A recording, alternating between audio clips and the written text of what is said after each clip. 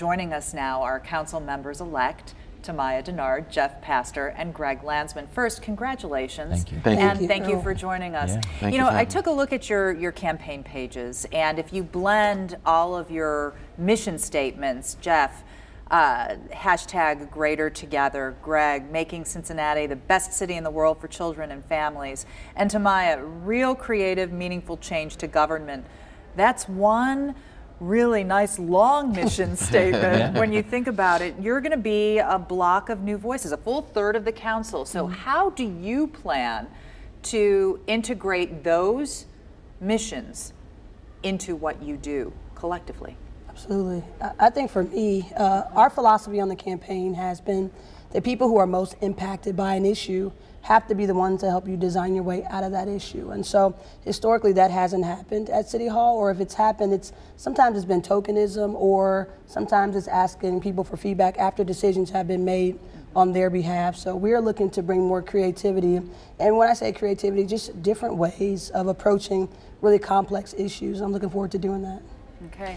Yeah, I agree with Tamaya. I think a big piece of it is making sure that those who are going to be, again, most affected, as Tamaya has said over and over, and she's right, are part of solving the problem is a huge deal. For me, I think part of what hopefully will change is on any number of issues, there are a lot of complexities, and the more we can get people working together and sticking with a problem until it gets solved, the better. I mean, I think that's so important. We don't see that enough in politics, but hopefully we can bring that to City Hall.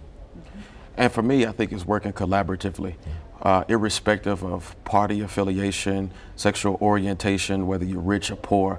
I think it means, again, greater together, that we have to work collaboratively. And for me, it was simple. My colleagues here, we didn't have trouble on the campaign trail, but we can respectfully disagree. And I think that the system is set up for us to disagree so that the tax-paying citizens can have the best version of whatever ordinance is being presented or being voted on. We talk about the tax-paying citizens and the integration of those voices into what you do. But how do you bridge the divide, if you will? Because sometimes, you know, one of the big complaints is politicians are here and people are here.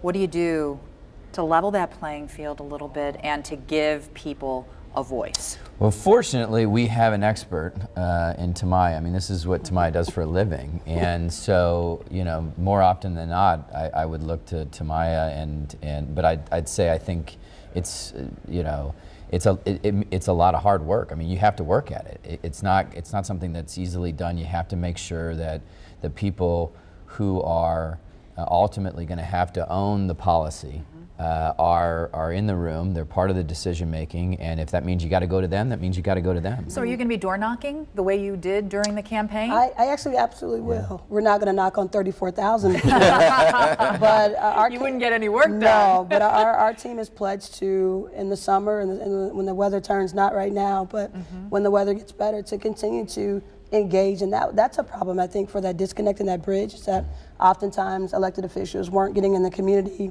in years when they weren't running for office. And so we want to consistently engage with voters and the taxpayers to find out what's working, what's not, and then what ideas they have to help us work better together. And I think it's important that the taxpaying citizens of Cincinnati and across this country know that we literally work for them, that their dollars are paying our salary. Yep. And one thing I like about Councilwoman-elect Dennard, you know, she was the top vote getter, so we always got to give her praise. You got to kiss the ring.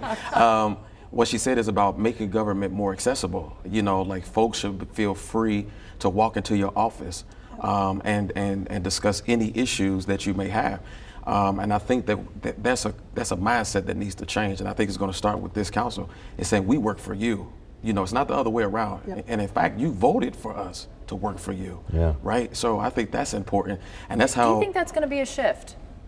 Do you think by introducing that vibe, that's going to be a shift? I think it has to be. I mean, I think you're seeing this across the country, but certainly we heard it here in Cincinnati on the doors and at community forums. People want government and elected officials, the public servants, to come to them, as opposed to what's been happening, which is, you got to go to that. You got to go to the elected officials if you want to be heard. I mean, we do have to make that shift. Yeah, so what I'm hearing is a promise of accessibility. Absolutely. Yeah, and going to people. I mean, literally, Going going to their doors, their neighborhoods, and listening. Okay, one of the criticisms of council in recent years has been that politics gets in the way of actual decision making and things getting done.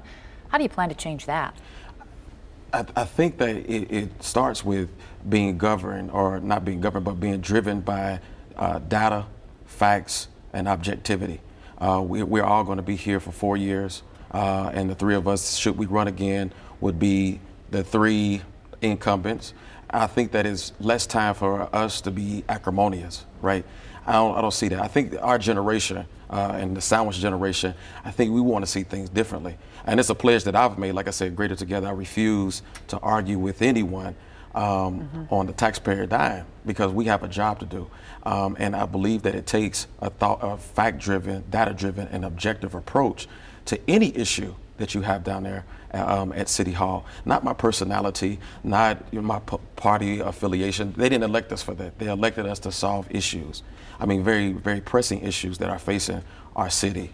44.5% of children living in poverty, 33% overall poverty rate, and in some areas 69% of folks living below the poverty level, Avondale, Price Hill, Madisonville, and the likes. And so, I mean, we really don't have the time to argue back and forth. We really have to start getting things accomplished. I think for us, we all want to get to the same place. Sometimes we may have a different way of getting there, but ultimately it's about the policy and not the person. So, if there's something where we're on a different side of an issue, and wherever the votes lie and however that happens there. But then when the next issue comes up, we have to get amnesia and have to work together and forget that happened. And I think that, and so I feel confident that, us three, even though we're the newbies, we're going to help lead the way on that. Okay. Yeah, I think agree with both of them, as I often do. The one thing I'd add is I think social media plays a big role in this, and I think we've got to get to a place where we're talking, not only with each other and our other colleagues, but with the people, and solving problems that way, as opposed to trying to mitigate or resolve things on social media or to take So I think that part is it's becoming really challenging for our politics to have things play out on social media or even in the media, when in fact picking up the phone and saying, hey, what do you think about this? How do we get to this? Or now walking down the hall. Yeah, walking down the hall. I mean, I think that's so important.